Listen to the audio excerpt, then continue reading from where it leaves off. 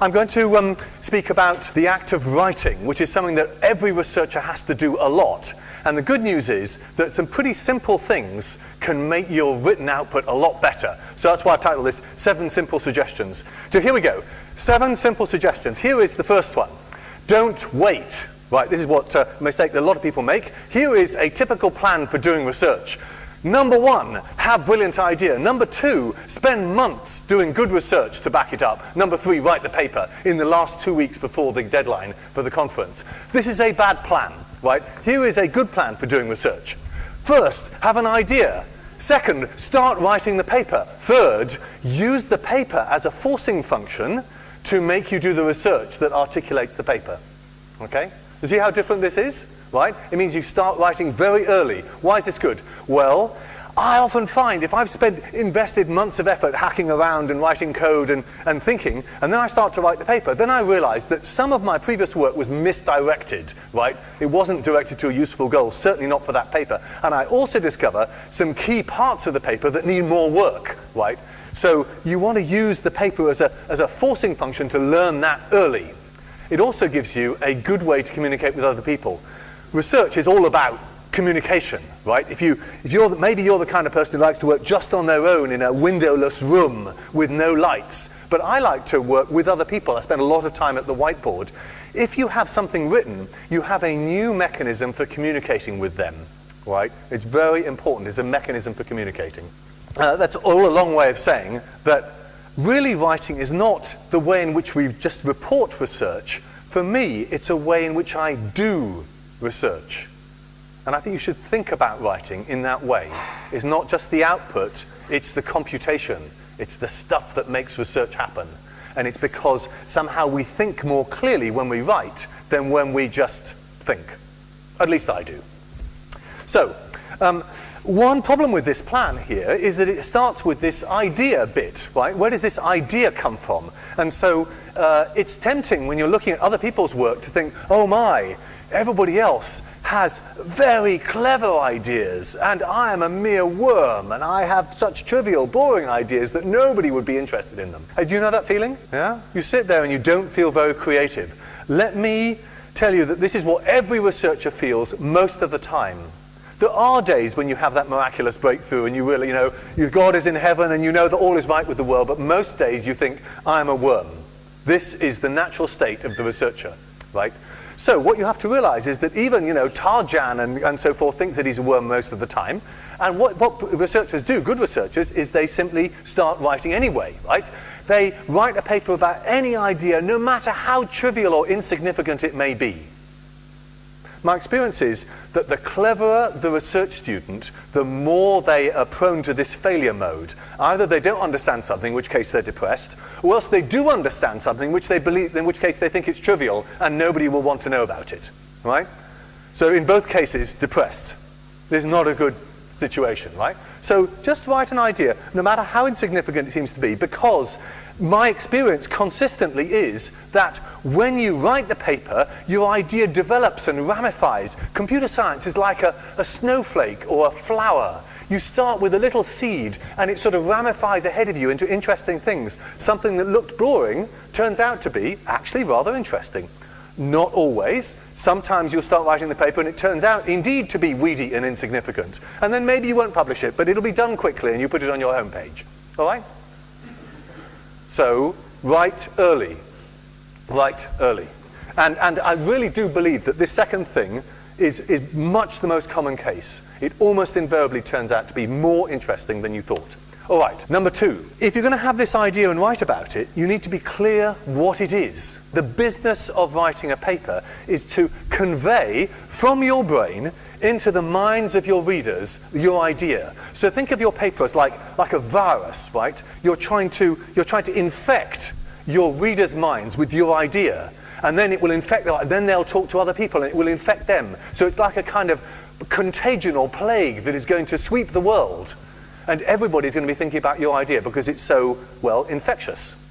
Right? So my analogy here with Mozart is just that here, hundreds of years after Mozart died, we are listening to people read his papers, or more precisely play his music. We actually go to concert halls to hear his papers because their ideas were so infectious. Don't you think that's amazing? Wouldn't it be remarkable if in 400 years' time people were still reading your papers? It's not all that likely, but I think that's the kind of idea that you'd like to get. The paper is not a mechanism for getting promotion.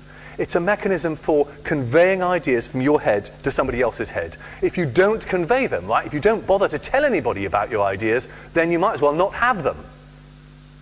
Right? Even if Einstein had sat in a windowless box and not told anybody about relativity, then we wouldn't know about relativity. Right?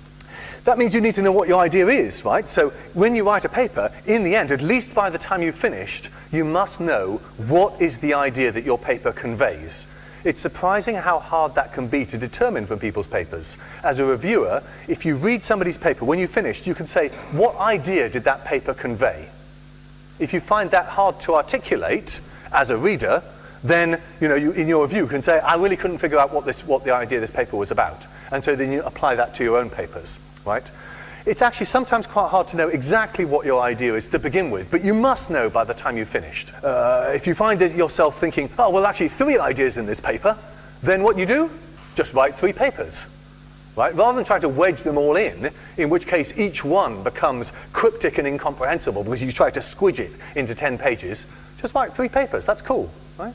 That's not salami slicing. That is taking ideas and expressing them. A good idea in your paper is to say explicitly when you get to the main idea. It's surprising how seldom this happens. So I often try to write phrases in my paper that say at the beginning of section 3 somewhere, the main idea of this paper is this, because I've had to explain some context and setup and background, and I want it to be absolutely clear when I move from describing the context to saying, here's the payload, right? The virus is about to arrive in your brain. Prepare. Does that make sense? All right? If you don't say that, if you leave your reader to be a detective, so that subsequently they have to reverse engineer what they think you meant was the key idea, that's not good, right? Why not say it explicitly? Be completely upfront about this. Third thing, tell a story. So if you're going to write a paper, and this applies, I'm focusing mainly on papers, but I do also mean dissertations and so forth. Everything applies to everything you write, really, is to tell some kind of a story. I always try to imagine when I'm writing a paper that I'm standing in front of a whiteboard and explaining it to a colleague. It's amazing how differently people will present things at a whiteboard than they will in a paper. Right? With a whiteboard, they'll start right away with examples. They'll explain it quite differently than if they will not. Yeah, you get the idea. They often explain it in a much more accessible and engaging way at a whiteboard than in a paper. So, if you want to be accessible and engaging, do the same thing in the paper as you do at the whiteboard. Nearly. You need to have a bit more substance. So here's a narrative flow that I usually try to follow in my papers, right? You want to say, here's what the problem is. You want to motivate your reader to say why it's an interesting problem.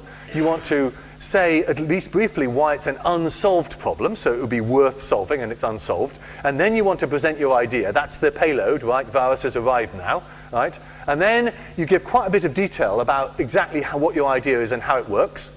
Then you're going to say something about how your idea compares with other people. So you're kind of trying to lead people in. Remember, not everybody will read right the way through your paper. Your ideal is that wherever anybody stops reading, they take away something valuable with them. And moreover, every bit they read makes them want to read more. Right? This is back to making it accessible, right? So, they say, here's an interesting problem. I wish I could solve that one. I wonder whether he can solve it. So they've got the hook. They're inclined to read some more. So here's my sort of typical outline for most papers that I write, and indeed it works for dissertations as well. Short abstract, an introduction, then something about the stating what the problem is, then quite a bit of a short piece explaining what the idea is kind of intuitively, and then a longer piece explaining the details behind the idea that sort of fills out the evidence, then something about related work. And I'm going to say a bit more about each of these sections in the following piece, but this is my picture of how the structure of a paper might go. And look at the numbers of readers, right? More people will read your abstract and title than will read all the rest of the paper. So each time you want to give them a hook to continue. Here's what I think your introduction should do. 1 page, describe the problem briefly, and articulate what your contributions are. So here's, by way of example, describing the problem. I would suggest you introduce your problem with an example. So my crude way of doing it is to say, is there any typewriter font on the first page? I'm a programming languages guy, and programming languages people tend to put example programs in typewriter font. So I know if there's typewriter font in a paper, it's probably an example. That's good, right? But in your fields, it may differ. But anyway, start with an example that illustrates your problem. So here's an example of a paper that I wrote some time ago. And the very first thing I did was give a little program and explain a problem with it and explain that somehow my paper was going to fix this problem. Okay? So that's an initial hook. Not a general description of a problem, but something rather specific. That's my suggestion. Then you may want to generalize a little bit, but in stating your problem, I think it's helpful to be not too ambitious. So some people state problems that are like Mount Everest. Here's an example. Computer programs often have bugs. It's very important to eliminate them. Many researchers have tried. It's really very important. Now, what have you learned from this introduction? Right? Do you think, fantastic, this paper is the one I'm going to read because it's going to tell me how to fix bugs? No, you think, here is a general observation that everybody would agree with and that you could, it's like motherhood and apple pie. Nobody could disagree with this. Do you see what I mean? Or another way to say it is, he's posed the problem that thousands of computer scientists have worked on for tens of years, and it is never going to be done anyway, right? So do you see why that is not a useful thing to say?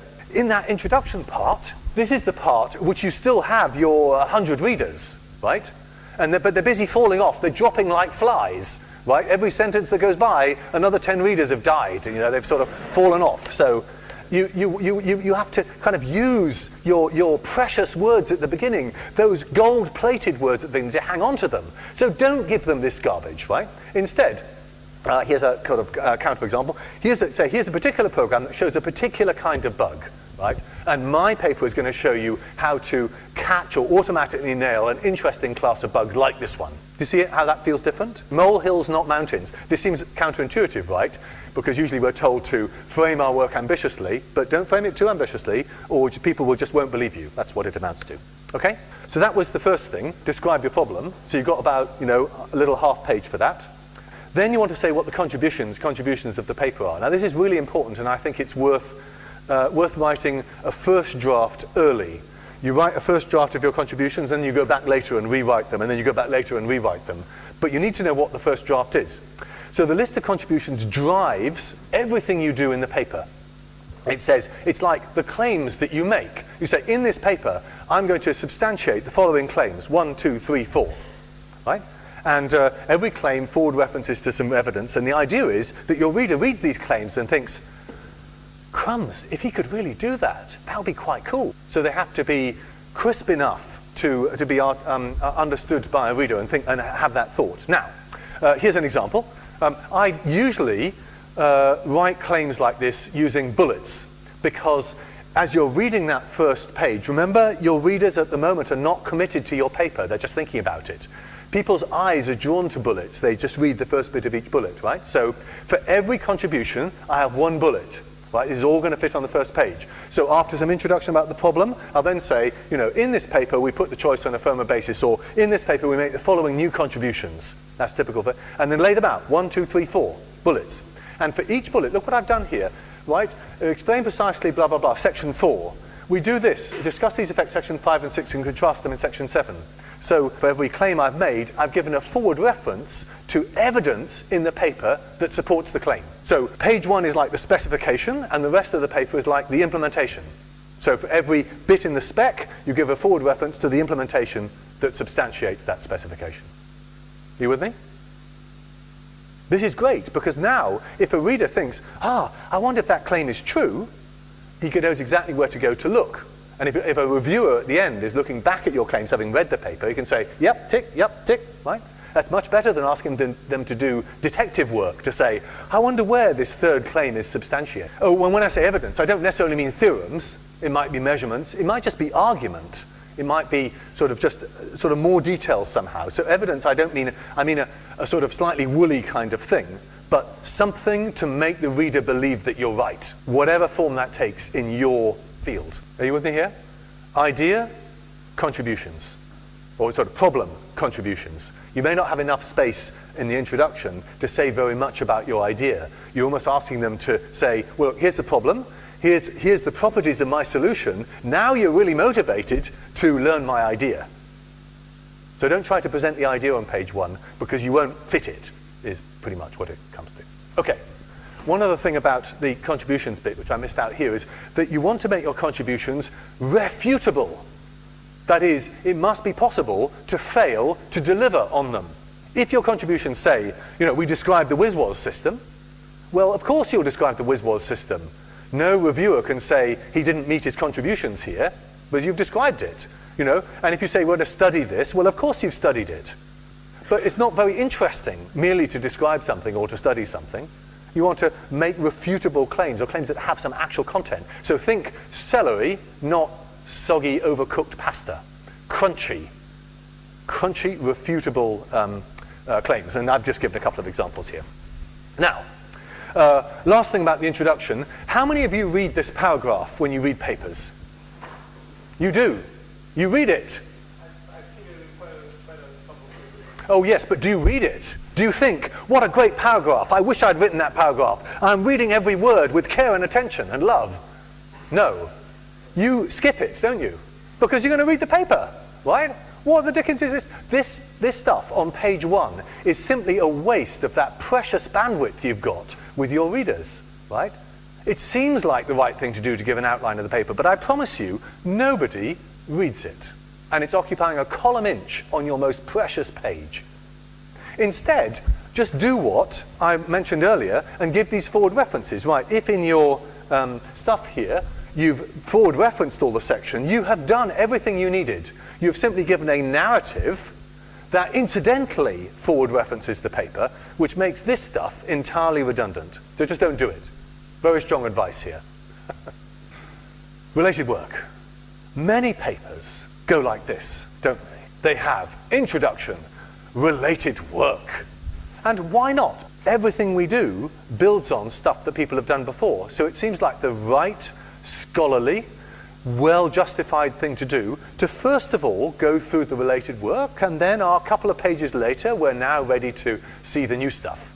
That feels sort of kosher. That feels what proper researchers should do.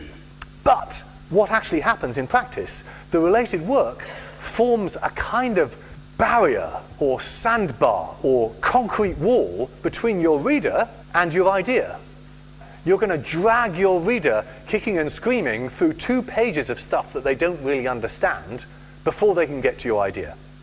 And why don't they really understand it? Well, expert readers will. Right? The people who are really in your micro part of the snowflake will know what you're talking about. But you would hope to bring with you many readers who are perhaps not in your little tiny corner of the world, but are from a broader part of computer science. So if you assume that they already know quite a lot of stuff, you're not going to make much progress. Now, the thing is that you might think, well, okay, so explain it well. But if you explain it well, the related work section drags out longer and longer. So what happens in practice is, because people are eager to get to their idea, they take this related work concrete wall and they kind of squish it until it's the density of lead, right? Because they try to make it short and therefore it's cryptic and incomprehensible. So here's a sort of random example here, and some reader reading this just hasn't a clue what's going on.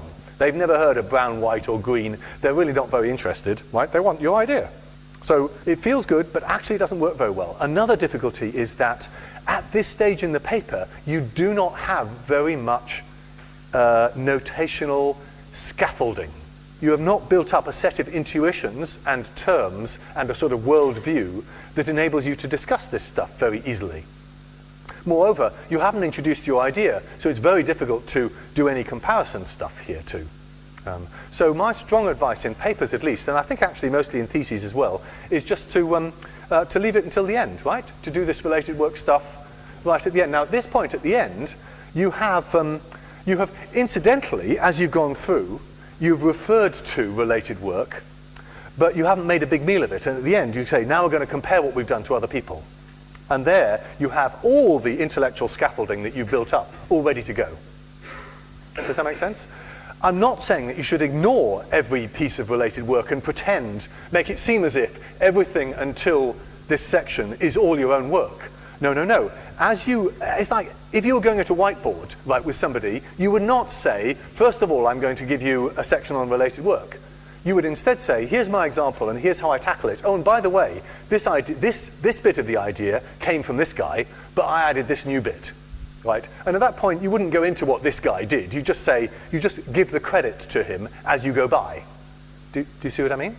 So in your paper, as you explain your idea, as if at a whiteboard, you give citations to relevant related work, and perhaps you even say, oh, and we're going to discuss more of that in section 8. So every time the expert reader is reassured that you are not a stupid idiot who has not read the literature, you know all about the literature, it's just that you're going to get there at the end. See what I mean?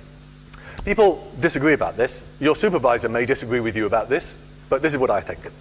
Now, second thing about related work is when you are writing, this bit at the end, right, the section towards the end here, you're then trying to compare your work with other people's, right?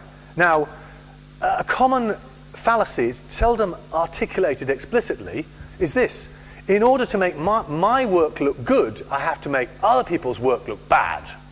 Right, so you say, well, in this completely crappy work by Fred and Blig, they did this stuff, and it was really no good, and ours is better on every dimension. Right? So, there's a kind of human instinct that makes you think, in order to show how wonderful my stuff is, I have to somehow downplay, not as crudely as that, but somehow downplay other people's work. Right? But happily, the truth is that it's not like that at all. Credit is like love. Credit is a commodity that is infinitely divisible. If I have £10 and I give you £5, how much do I have left? £5. If I have love and I give you love, how much love do I have left? Oh, as much as I ever had and maybe more. Right? So there you are, and credit is just like this. You can say very nice things about other people's stuff. Obviously, don't be sycophantic, right? Don't praise them because you think they're going to be your reviewers and you must be nice to them. Praise them because they are good, right?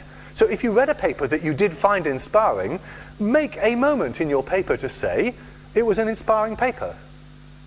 Why not, right? That will encourage other people to read the same paper, which is a good thing, right? It makes more goodness in the world. It will make the authors feel good about it. It gives credit where credit is due. Everything is good about this. Okay? So just be very generous to other people. And believe me, this will not make your work seem worse. Right? So, of course, there are going to be some ways in which you're going to say, but we improve on their results in the following way. That's fine, because you've been generous to them, and then you said, but in this dimension at least, we're a little bit better. Or maybe way better, who knows? You just give the numbers.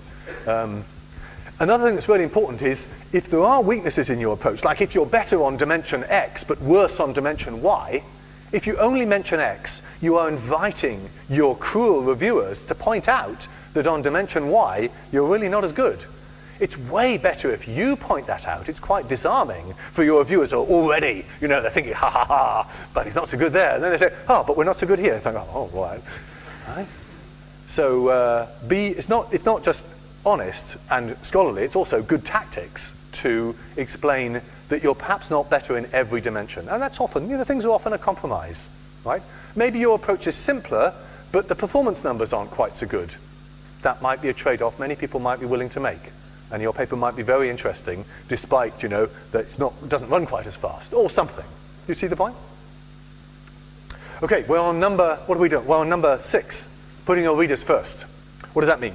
The first way in which you should put your readers first, it relates to this, the middle section. So the middle section is in some ways the easiest to write. It's the longest, but it's the easiest to write, because this is where you are presenting your idea and giving the substantiating evidence, and writing out all the details, right? So this part is the bit we're all trained to write, and also it's kind of easier to write because that's the stuff that's in your head. So, but there are a few things when you're thinking about your readers that you might want to consider when you're doing this section. Number one, when you're developing an idea, you often develop it through examples. When you're presenting an idea, it is very common to see this kind of stuff.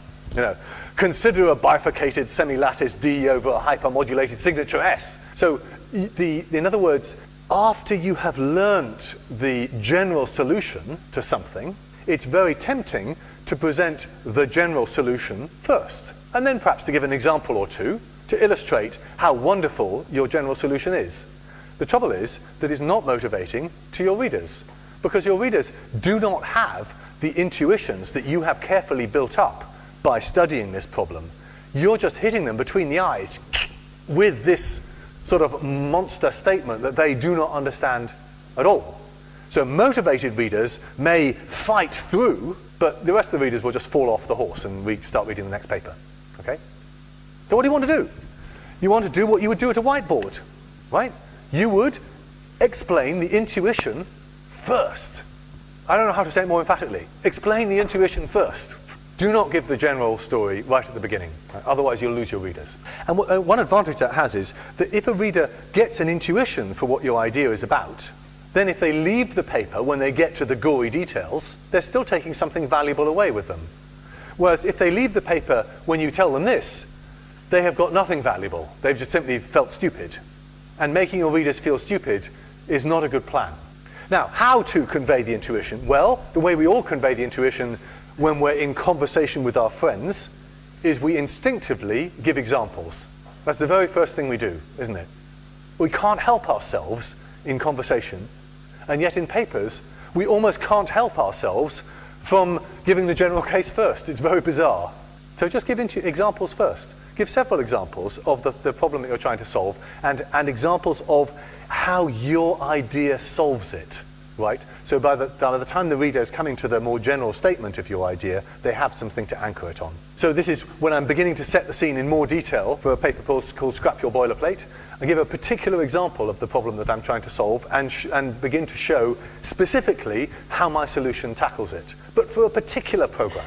This was about generic programming. So I said, supposing I wanted to have a generic program to compute the size of a data structure, no matter what data structure it was, then this is the kind of code that I'd like to write, and worked on from there. Now, when you get to the more details, it is tempting to carry the reader through the path that you took. In research, it's full of blind alleys. Right? So you walked down one blind alley, you discovered it was a dead end, so you walked back out again, and you walked down another one. You walk back out, and this is the nature of research, isn't it? Now, does the reader want you to carry them down the blind alley? Look, there's a wall ahead of you. Let's go into another one. Oh, another wall, right? And of course, every step on this path is soaked in your blood, right? Because it took you a long time to explore this stuff. So you think, the reader is going to be really interested in my blood, right? They're really going to want to know. But they don't. They're fundamentally uninterested. They want to know the answer. Now, sometimes the blind alleys are so obvious that you have to say the obvious solution does not work, and I'm going to explain why. But very frequently, I have read a paper and I have slogged through a page of quite technical material only to find that the reader says, the writer says, this approach does not work. I'm going to tell you a better one. And I'm thinking, I have just burnt an hour of my life following you down this blind alley. Why did you do this to me? You laugh, but it's true, right? It actually happened. So don't do this to your readers, right? Just choose the most direct route, exploring only the blind alleys that are so obvious that it would be, the reader will simply not follow you down the good path because they'll keep thinking, but look, it's like, if you're trying to jump into a swimming pool and you see the swimming pool there and somebody says, let's go around this little circuit, then you think, let's just jump in, right? So if it's that obvious, you have to tell them, but that's all. Okay, number 7, listen to your readers. What does that mean? So I talk about be nice to your readers, and once you've been nice to them, you then want to listen to them. So find guinea pigs and get them to read your paper. Now, what's a guinea pig? A guinea pig is a friend of yours who is willing to do you the honor of reading your paper. So it's like inoculating them with a drug, right? And you see whether they fall over dead or squeak or what they do. But you only have a limited supply of guinea pigs, right? So if you inoculate them all with the same paper, then you don't have the opportunity to recycle them. So because once they've read it once, they're kind of immune. They will never be able to read your paper again for the first time, by definition. So don't use your friends up too quickly. Use them kind of one at a time, or maybe 2 at a time. The other thing is, you need to explain very carefully to them what you want for them. My experience is constantly that if I give a paper to a friend of mine and say, would you be kind enough to read this for me? What they will tell me is, this word is misspelt, there's a comma missing there, the grammar in this sentence is not great. Did I want to know that? When my paper is 99% complete, absolutely yes. But at every previous stage, absolutely no. what I want to know from them is, I got lost in section 3. Do my friends tell me that? You bet they don't. Because they feel stupid, right? They got lost in section 3, so they think, oh, well, Simon's expert friends will all understand that. You know, I'm just an idiot. But that's not true, right? They are your guinea pigs. You are trying to find where they get lost. So you must tell them very carefully and in unmistakable terms, what I want to know is where you got lost, or where you got unmotivated, or where you thought it's not worth carrying on. And then, because they're a friend of yours, and you may be nearby, you can get into the room with them and you say, well, where did you get lost? And they say, it's here. And you can say, well, suppose I explain it like this. You get on the whiteboard, and often 10 minutes later they say, oh, now I understand. Why didn't you say that? And you think, oh, why didn't I say that? So when you're in this dialogue, try to listen to yourself to see how you explained to your friend how to get over that little bump. And then instead of, and then put that explanation in your paper. See what I mean? In other words, don't treat it as being an exercise in you educating them in how stupid they were. Instead, treat it as an exercise in you learning from them what would be a good way to explain it. You see the difference? It's a very big difference in attitude. Now, as well as your friends, you can also try to get help from true experts who are further away. Now, this is harder because they don't have any personal stake in your life. But one way to hook them can be this, right? So you send them a draft. This might be somebody who's in your related work section. You say, I've studied your very interesting paper about X, and I found it very inspiring. It's better if this is true, right? I found it very inspiring, and I've developed, the following idea in some way. And here's a draft of my paper. I wondered if you might be interested. And particularly, I've tried to do a fair job of explaining your work in the related work section. And if you cared to look at it, I would love to hear from you. Something like that, right? And then, if I receive an email like that, I think, oh, they've cited my work. Cool. So I'll look at the related work section, and then before I know it, I'm sort of back in the details.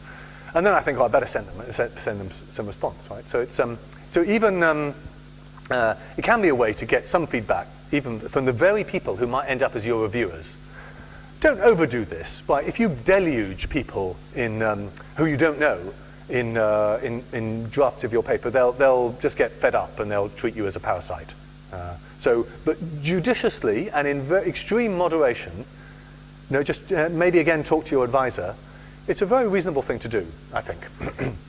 And furthermore, if they're going to shoot down your paper and say it's complete junk, right? It's much better to have them do it before they are your reviewer, which they probably will be. Better hear it now than later. Last thing about getting feedback. You've got to treat every review and bit of feedback from your friends. So from your friends, it's easier.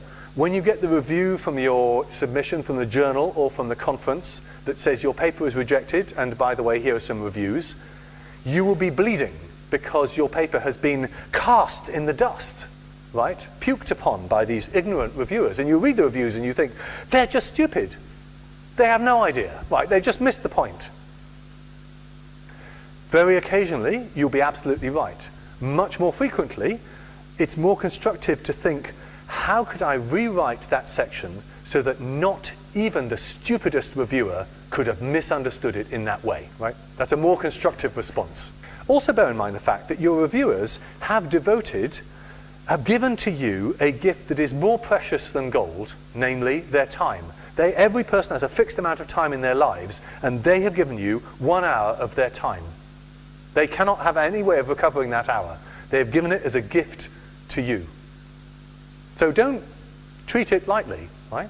Be grateful to them, thank them in your, in your comments, and try to take account of what they say. You have to leave it a few days, bleed for a few days, and then go back to those reviews and see what you can do. Great, thanks for being such a good audience.